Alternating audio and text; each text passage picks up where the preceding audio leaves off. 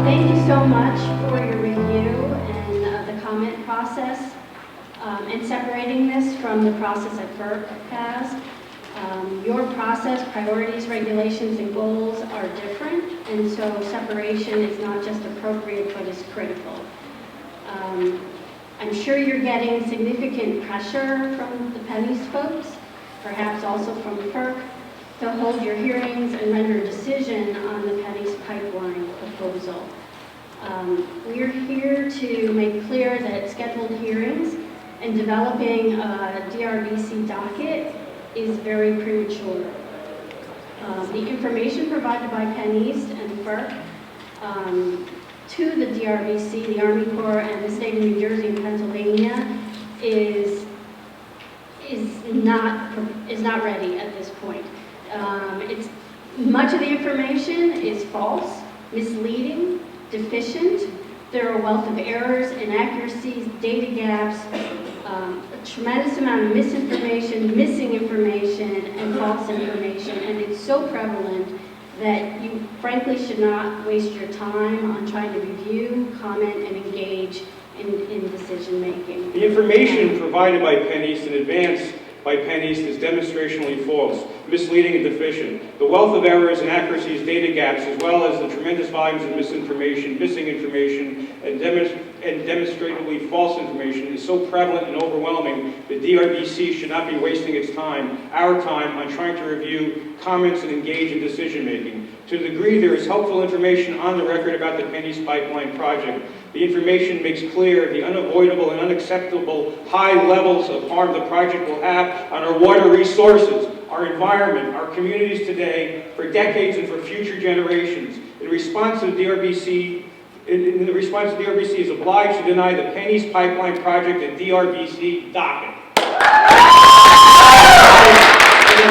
And now, for the record, we will document just the tip of the iceberg of demonstrationally false, misleading, missing information that prevents you from even considering a docket or a public hearing. This information complements tremendous volumes of information you have received on the record that does nothing but demonstrate that you must reject the PennEast Pipeline and deny it at DRBC docket. It is impossible for the materials submitted by PennEast to directly determine how many stream crossings of exceptional value streams in Pennsylvania will involve open cuts in areas that are currently forested conditions, on public lands, on steep slopes, or erosive soils, or any combination thereof. But all of these conditions can significantly impact water quality. PennEast materials fail to consider important site-specific conditions in determining pipeline location and suitability of construction methods to minimize impacts on water quality or protect water quality.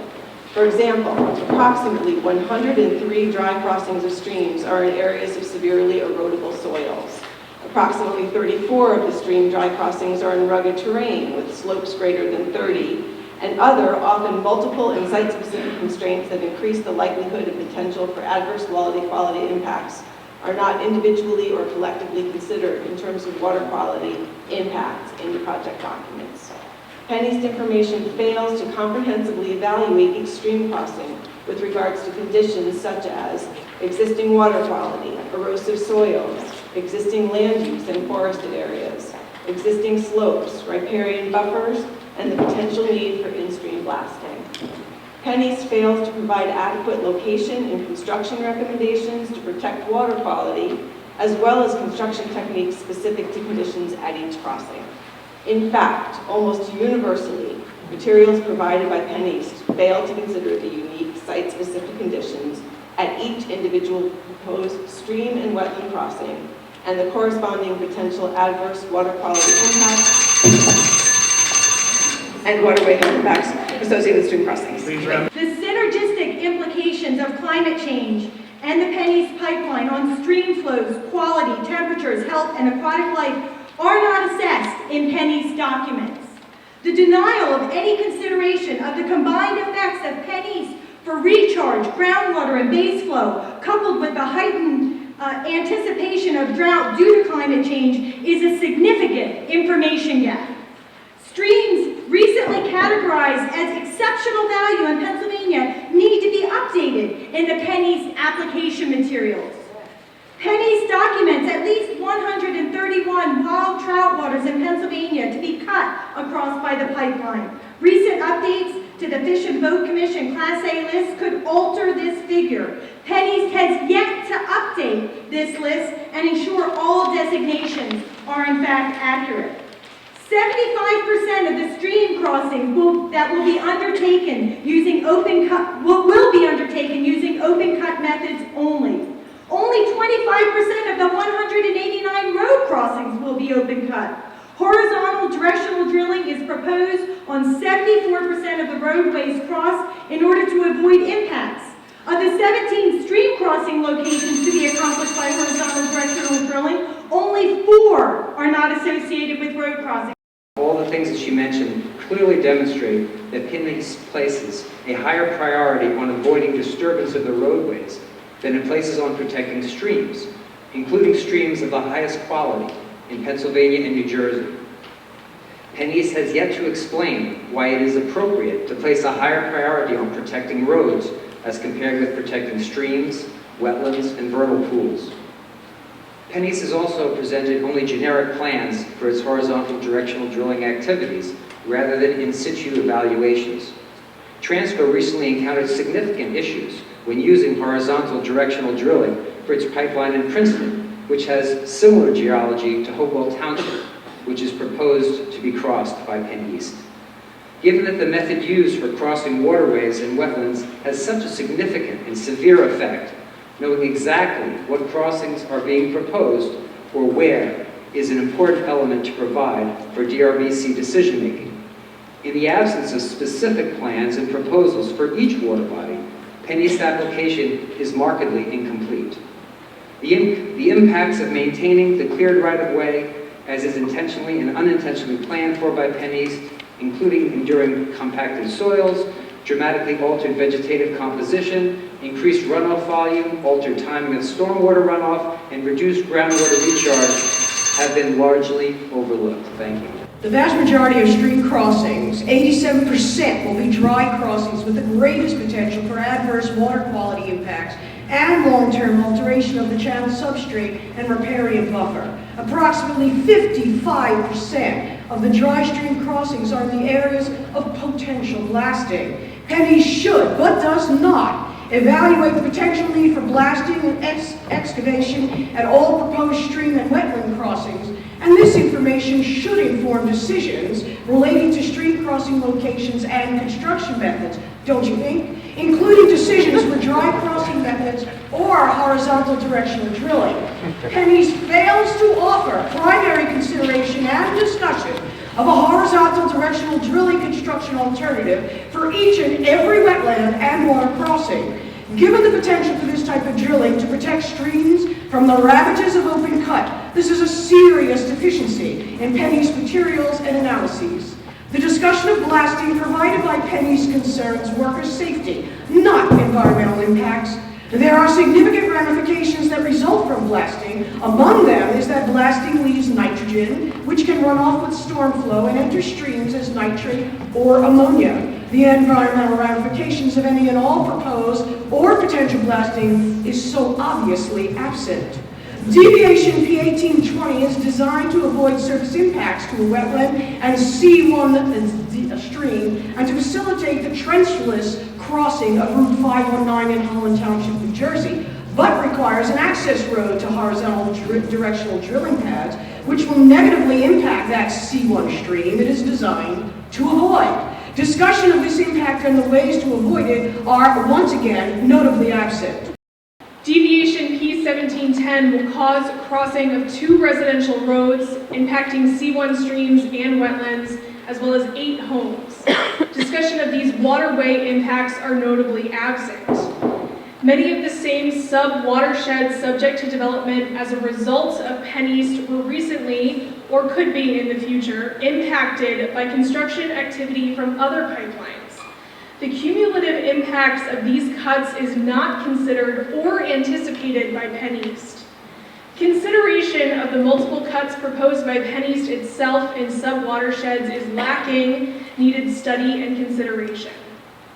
For example, the proposed right-of-way would cross the, excuse my butchering, Harriokaki and its tributaries at 7 different locations. Milepost 85.4, 85.6, 85.8, 85.9, 86, 86.3, and 86.7. These cuts pose a threat to water quality and waterway health, both individually and cumulatively. The cumulative impact of these multiple cuts is not duly considered by PennEast. The PennEast Pipeline will induce the drilling of 3,000 new wells in northeast Pennsylvania, specifically in the counties of Bradford, Susquehanna, Lycoming, and Tioga. These implications for climate change effects, waste discharges within the Delaware River watershed, and additional new pipeline construction is notably absent from any consideration of foreseeable impacts due to construction of the PennEast Pipeline. Horizontal directional drilling, long boring should be, but are not, considered and analyzed for feasibility for each and every water body crossing along the route to reduce impacts to sensitive habitats. Ground system identified at least 12 vernal pool complexes or groundwater seeps on a half-mile section of the route in Blue Mountain State Game Land 168 in Pennsylvania, where PennEast tables documented the presence of only 2 vernal pool habitats and no groundwater seeps. There has been a clear misrepresentation of water resources that will be impacted in this area. The proposed pipeline would run adjacent, well, almost adjacent, to the existing right-of-way cutting through new habitat in the Ted Stiles Preserve on Baldpate Mountain, instead of being built within the current right-of-way footprint, which means more habitat disturbed, more trees cut, increased runoff and erosion, and an extension of forest fragmentation deeper into the woods. The Ted Stiles Preserve has some of the last remaining forest in the region. PennEast has not justified the failure to use the existing right-of-way versus expanding it. PennEast has provided multiple new alternative route segments. Full and detailed information on the waterway and water quality impacts of each of these alternatives has not been provided. PennEast acknowledges that the perennial intermittent waters in Pennsylvania exceptional value and high quality or special protection watersheds have 150-foot wide riparian buffers regulated in accordance with Pennsylvania Code Chapter 1028. Yet, PennEast projects do not identify any existing or proposed riparian buffers around any exceptional value or high quality water.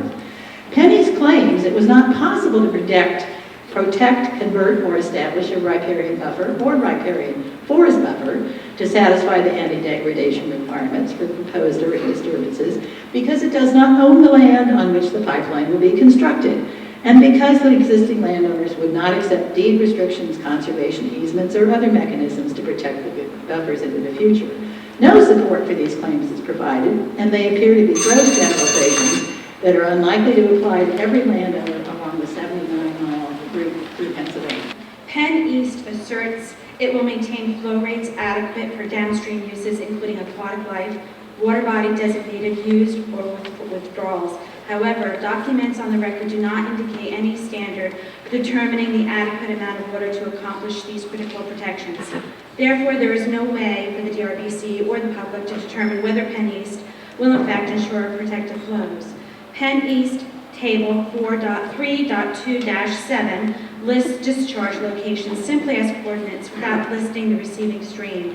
This is insufficient disclosure because it is not an analysis of the effects of the discharge on the receiving stream, including limits on the potential flow rate, which is important, particularly if the stream is small and the discharge of hundreds of thousands of gallons of water would cause erosion or upset ongoing biological processes.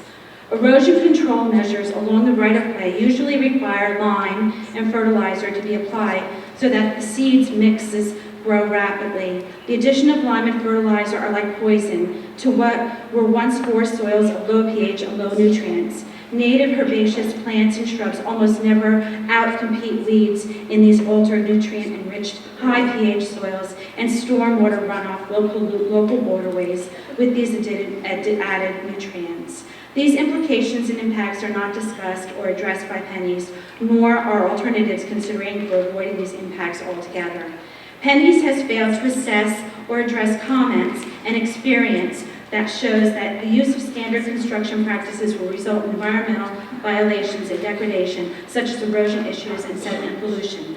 The evaluation of soil and compaction impacts based primarily on soils drainage classification that has been provided by PennEast is incorrect.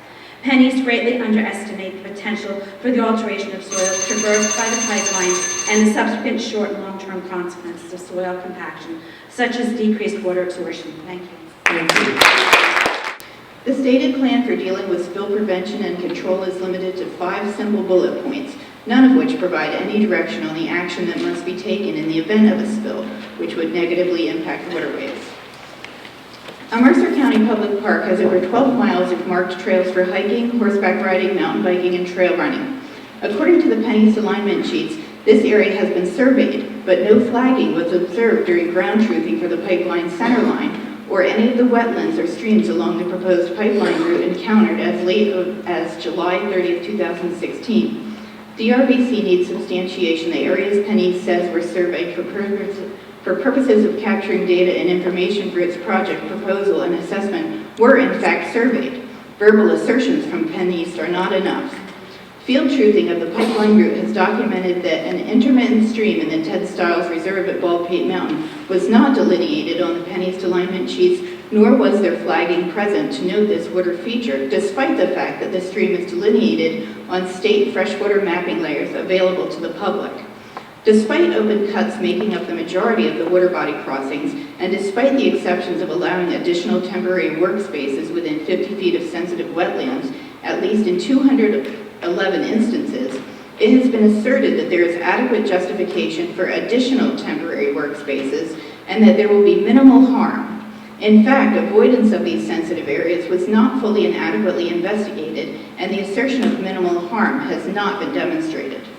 Most of the wetlands data is unreliable because it is largely based on available remote sensing mapping and not on field-based investigations. Expert ground truthing has identified multiple instances where wetlands shown on project drawings appear to be significantly undermapped. 72% of the proposed pipeline alignment in New Jersey and 23% in Pennsylvania has not yet been field investigated for wetlands and other water resources. Thank you. Additional wetlands exist within approximately 19.4 miles of the right-of-way, 24% of the proposed pipeline study area that have not been investigated because access was not initially granted. Impacts to all these wetlands have not been acknowledged, calculated, or mitigated. PennEast has failed to assess how the functions and values of each wetland crossed and or otherwise impacted will be changed by pipeline construction, operation, and or maintenance. There are even internal discrepancies in the reported acreage of many delineated wetlands in the PennEast documents. Most wetlands within and along the proposed pipeline right-of-way are not visibly flagged in the field, making field verification and ground truthing difficult and calling into question whether PennEast ever visited and assessed each and every wetland along the proposed route, as is needed, as it speaks to the veracity of PennEast's assertions about all of its data and impacts how the public and regulators may view the data itself.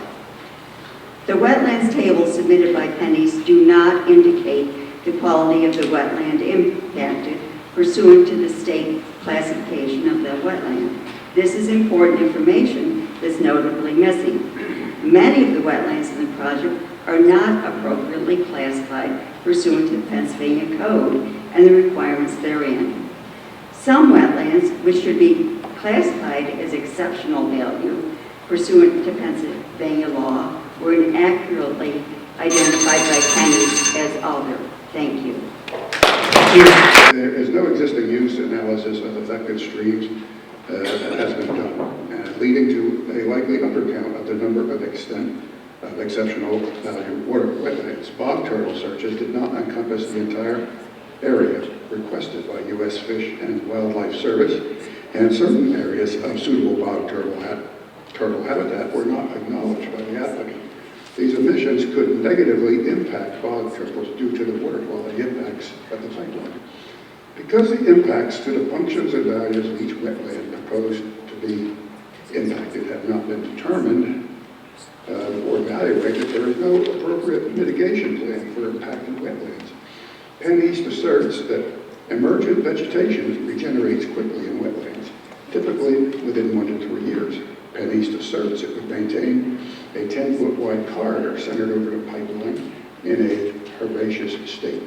And PennEast asserts it would selectively cut trees within a 30-foot wide corridor centered over the pipeline. The remainder, forested and scrub vegetation, PennEast says, would be allowed to return to pre-construction conditions and would not be affected during operation. No permanent fill or loss of wetland area would result from construction and operation of the project, PennEast asserts. But continued and irreversible impacts to wetlands from pipeline crossings is well documented, especially in the context of forested wetlands where tree regrowth can take decades to recover. PennEast does not address these demonstrated ongoing impacts that are documented. Thank you. Thank you. PennEast is proposing open cut trenching for 130 of the wetlands proposed to be crossed. Other wetlands not cut by open cut are noted on the record as not applicable for crossing type. It is unclear what is meant by not applicable. There is no description of that condition in the notes on the table. Please, PennEast has asserted that approximately 0.13 acres of vernal pool habitats will be impacted by construction of the PennEast Pipeline, with 0.11 acres permanently impacted during operation. Based on the sensitive areas along the 115-mile proposed route, this asserted acreage is low. Spot field checks in short sections of already surveyed areas of the route make it clear that significant numbers of vernal pools and wetlands have been missed or not accurately depicted by field surveys or on the record. Field truthing for vernal pools in an area that PennEast stated they had surveyed revealed that there were only a few pink flags marked by the PennEast surveyors for a short section of the route, and no wetland flagging at all was present at vernal pools located along the proposed route. PennEast reviews do not consider the full forest impacts and forest upland habitats at least 1,000 feet from vernal pools that will be cut down and lost, and that amphibians rely on for times of the year other than breeding.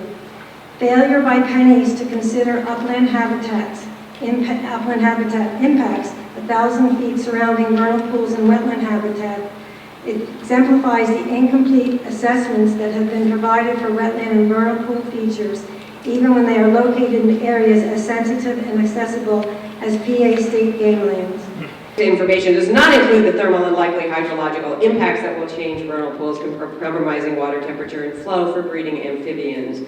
PennEast information does not include the temperature changes, dry compacted soil conditions, and changes to vegetation of a right-of-way that will make it near impossible for migrating amphibians to return to their breeding pool post-pipeline construction.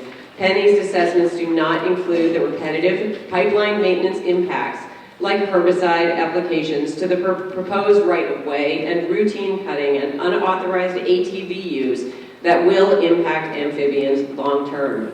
PennEast information does not include a thorough mapping of all vernal pools and wetlands that will be impacted. PennEast information does not consider the climate change impacts that will result to vernal pool and wetland species. Thank you. Prior to construction, PennEast is supposed to file a complete wetland delineation report for the entire project that includes all wetlands delineated in accordance with the U.S. Army Corps of Engineers and the applicable state agency requirements.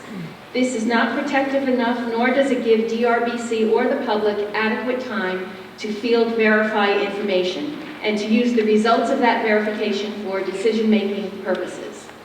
Private drinking water supplies are to be protected as exceptional value wetlands. PennEast recognizes that private water supplies are not yet mapped, which means that wetlands associated with these water supplies are not yet fully analyzed under Pennsylvania requirements for exceptional value wetlands. In a wetlands filing where PennEast was required to submit detailed drawings, such as erosion and sedimentation control plans, it has failed to, in fact, include such plans. In the area between milepost 92.0 and milepost 92.25, about 1,320 linear feet where access was not denied, and which a PennEast drawing notes as being, quote, fully surveyed parcel, the wetland proposed to be crossed was not field surveyed, but is in fact based on non-regulatory NJDEP mapping. Near milepost 92.3, there are extensive natural resources conservation service mapped hydric soils, both within and outside wetlands mapped by NJDEP. But PennEast drawings provided for this area only use what is shown on NJDEP maps. In other places where National Wetlands Inventory mapped wetlands extend beyond the NJDEP mapped wetlands, sometimes significantly, only the NJDEP mapped wetlands and not the National Wetlands Inventory wetlands are shown on the project plan maps provided. Thank you. Thank you.